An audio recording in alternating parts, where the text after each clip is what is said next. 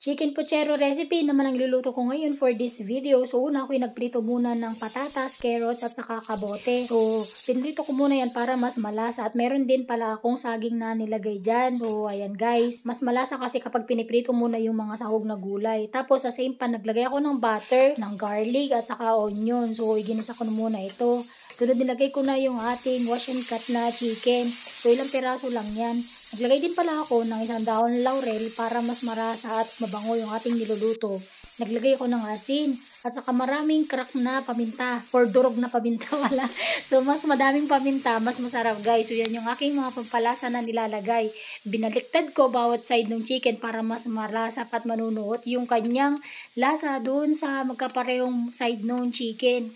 Tapos ako nilagyan ng sabaw or tubig, yung kasing level lang ng chicken para may sabaw din naman tayo sa ating puchero. Spaghetti sauce yung ginamit ko dyan guys para mas malasa at matamis. Naglagay din ako ng kalahating chicken cubes, dagdag pampalasa at kumuha din ako ng sili ng kapitbahay namin. Charot!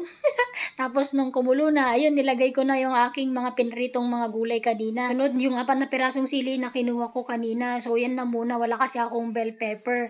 At pinakuluan ko para mas manuot yung aking mga pampalasa nilagay sa aking chicken puchero. Ayan guys, so ready to serve na yan. Ang bango-bango na yan kasi dagdag pampabango yung isang dahon ng laurel. Kain tayo guys, yummy to. Salamat sa panonood lagi na aking mga video at tapusin sana ito lagi hanggang sa dulo. God bless everyone. Bye!